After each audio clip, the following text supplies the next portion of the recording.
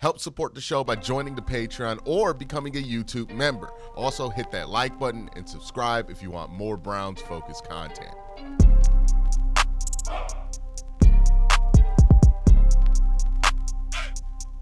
All right, let's talk about how this Myles Garrett trade can potentially affect the future of the Cleveland Browns and how it's not going to affect the future in certain ways, how it will. There's a lot of different impacts to potentially your best player. In my opinion, the best player you've had since 1999, or at least the most impactful player you've had since 1999, deciding he doesn't want to play here anymore.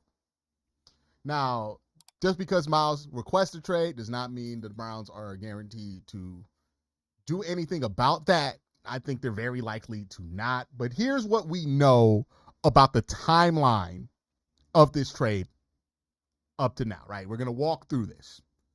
First thing we know, Myles and the Browns were seen as on good terms at the end of the season. We have Andrew Berry on record talking about an extension for Myles Garrett. And we have Myles Garrett saying publicly he did not think the Browns were far away from being a championship contender. So at the end of the season, it seemed like Myles was okay with where everything was. It seemed like Andrew Berry was okay with where everything was, and that they were both working towards an extension. That, from what I can tell, was the thought within the building of the Cleveland Browns organization. Sometime before all of this comes out, right, between the end of the season and when the quote comes out that Andrew's not going to trade Myles Garrett at the Senior Bowl, sometime between then and there, something changes for Myles Garrett, where his outlook on the Brown situation dips. It's not where it was. And he requests the trade privately. The response to that from the Cleveland Browns was, no, we're not going to trade you. Myles Garrett, oh no, not my bad. I'm skipping one. Andrew Berry, then at the Senior Bowl, tells Mary Kay, hey, no, we're not trading Myles Garrett. Now, at the time, it seemed like that was just to shut down rumors. That's what I thought it was at the time. But hindsight being 2020, it's very obvious that this was to get ahead of anything that could come out with Myles' trade request, given that the Browns had already denied Myles' trade request by that time. He says to Mary Kay, no, we're not trading Myles Garrett. I think that was very strategic.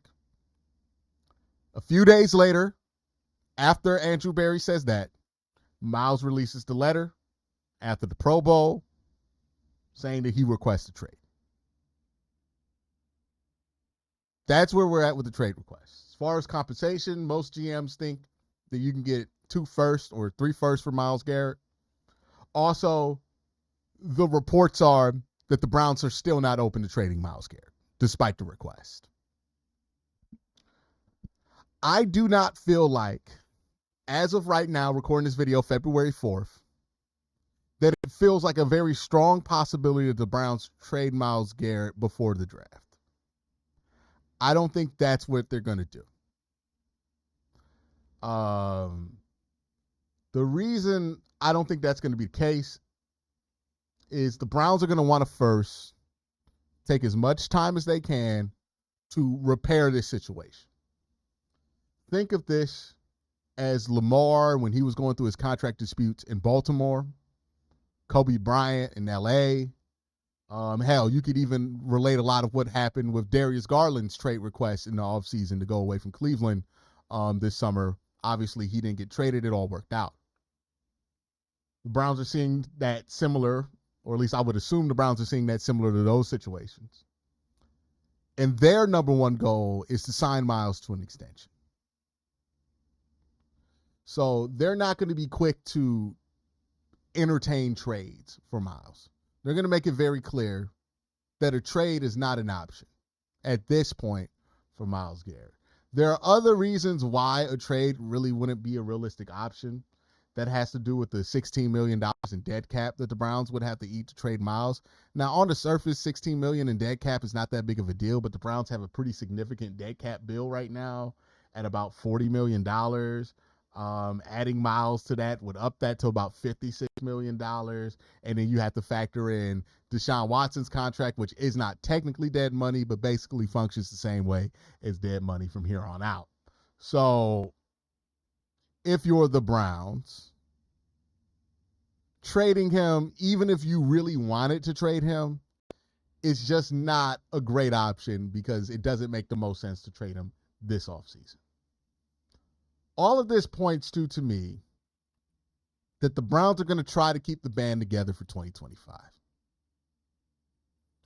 Maybe this puts pressure on the Browns to make a more aggressive move at quarterback than what they were planning, right? Maybe if they hear that Matt Stafford could be available, they make an aggressive trade for Matt Stafford or Kyler Murray or, any of these other options that are seen as more legit franchise quarterbacks than like bringing in a Kirk Cousins or something like that, right? And I think all of that is in the goal of like hoping that this quells over, hoping that cooler heads prevail, and that by the time we get to the summer, Myles Garrett wants to talk extension with the Cleveland Browns. I think that's the hope and number one priority for the Browns is to make sure that Myles stays with Cleveland. I don't think they want to resort to a trade, and I don't think they're going to resort to a trade this offseason. I think they're willing to see how ugly it gets before they make a trade, and that means definitely till after the draft. But things can change, obviously. Maybe something happens internally that makes them want to do it more or trade him more. But as of right now, I think he's going to be on the team in 2025. That's just my guess. I also do not think an extension is going to happen. I think the Browns are going to try like hell to make an extension happen, but I don't think an extension is going to happen. I think it's inevitable that he's going to play somewhere else. Again, tough pill to swallow, but he's going to play somewhere else. I think the goal, once they realize that, will be to win as much as possible, see if winning in 2025 can change Myles Garrett's mind. If it does, awesome. If it doesn't, then you're going to have to use 2026. And I think 2026 is the opportunity that they have to have the fire sale and completely rebuild this thing. 2025, it doesn't make sense to have the fire sale because if you trade these guys, you're going to incur dead cap hits like David Njoku's 10, Denzel Ward's 5, Myles Garrett's 16. You're not getting immediate cap relief from trading those players. So it doesn't make sense to have the fire sale this year. 2026, you will get some immediate cap relief from moving on from those guys. David Njoku could hit free agency. He could walk, and maybe you get a third round comp pick for David Njoku walking in free agency. Denzel Ward, you'll save $10 million with that. With Myles Garrett, the dead cap will only be $1 million with him if you trade him in 2026. So all of that being said, I feel like 2026 is the year, regardless of what happens in 2025. I think even if the Browns have a successful 2025, and I mean successful by like winning 10, 11 games, I think they're going to use that as an opportunity to rebuild and get younger. That means being more willing to get rid of Myles, being more willing to trade somebody like Denzel Ward, letting a David Njoku walk. I also think that means that these next two drafts, the Browns are going to want to have 10 or more selections in both of them. Right now, they have 12 selections in 2025, so they're in good shape to add players on cheap contracts. I think they're going to want more than 10 selections in 2026, and they're going to use some of their players to get to that. The goal here for the Browns, right, is that 2026 draft, they should want to get a quarterback. We talked a lot about that 2026 class and 2027 class. One of those two classes are going to have some quarterbacks, like some really high-end quarterback prospects, right? 2026, 27, Lenore Sellers might be there. Arch Manning might be there 2026 or 2027. Dylan Raiola could come out 2027. DJ Lagway can come out 2027. Those two classes are going to have some quarterback prospects in there that are going to be seen as very desirable. As early as 2026, you could have that be the case. I think the Browns are going to use 2026 to want to take their swing at quarterback because I don't think they're going to take a swing in 2025. That's just my opinion. Does Andrew Berry and Kevin Stefanski survive all of this? I don't know. Right? I think it's more likely that Kevin survives than Andrew, but I don't know if Andrew survives because like Myles wanting out feels like a ricochet from the Deshaun Watson trade. Internally, if the blame isn't on those two for the Watson trade, then this kind of falls under that category. It's weird. I don't know what the job security would be, especially if the Browns like won a decent amount of games next year. It's very up in the air what job security is going to look like. Let's talk about the Andrew Berry part of this, right? Because Andrew Berry is under the most fire. I would say public sentiment about Andrew Berry has never been lower in Cleveland than it is right now. I do think an actual conversation has to be had, and I'm working on a video. Hopefully, I can get this out in March.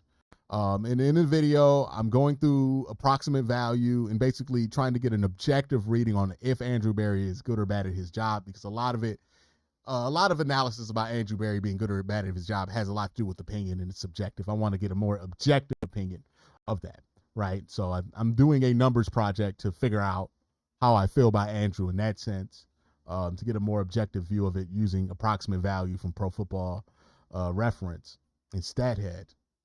But from what I could tell right now, I've went through some of Andrew Berry's drafts. According to approximate value, he's been a average to a below average drafter. But what he's been really good at is trades and free agency. He's come out ahead in those numbers in trades and free agency. So if somebody does have to trade Myles, I do think that Andrew Berry will do a decent job of doing an impossible task, which is trading somebody like Myles. He has gotten good trade values out of players before. I expect him to be patient enough and aggressive enough that if he does have to trade Myles, he will get a sizable return for somebody like him. This is not a great situation to be in. I felt a lot better about the Cleveland Browns when I did not think that trading Myles Garrett was an option. As of right now, again, February 4th, 2025, things can change. Maybe Myles fixes his relationship with the Browns. Maybe the Browns fix their relationship with Myles Garrett. As of right now, I feel like the future of Myles Garrett in Cleveland is very limited. We're talking about maybe a year or two. If you get that, right? This could get ugly, and the Browns' hand might be forced enough to where they make a trade. We'll see what happens here. But I don't think they're going to trade Myles Garrett willingly. Not this offseason. Next offseason, they'd be more willing to do it. I don't think this offseason they'd be willing to do it. That's just my take on it. We'll see how real that's going to be. As far as how this affects free agency or trades, I think it has a great deal of effect on free agency and trades. I don't think it has a great effect on the draft. We're talking about free agency and trades. I think it is more likely the Browns are going to be more aggressive to try to get an answer at the quarterback position in trades, because they can see that it's something that can help them keep Myles Garrett and get an extension for Myles, right? The Matthew Stafford example is one that I brought up, right? It could be possible that the Browns would be open to moving Myles if an answer at quarterback is tagged along with it. I think they would have to consider that. But right now, I think the impact in free agency is they're going to be more aggressive if a Geno Smith's available, if a Matt Stafford is available, if a if a Kyler Murray is available, if a Brock Purdy is available, they're going to be more aggressive in pursuing that. I don't think this changes what they do at 2. I think the plan in the draft stays the same. Especially given that the best player at that position that they're going to be able to draft more than likely is going to be Abdul Carter. It seems like a really easy, natural slide. So I don't think the draft ideology changes much, but I do think what they do in free agency does change a little bit. I don't know how this is going to play out. This could play out a number of different ways. I have my vibe, my feeling on what's going to happen, what's not. But ultimately, that's just my feeling.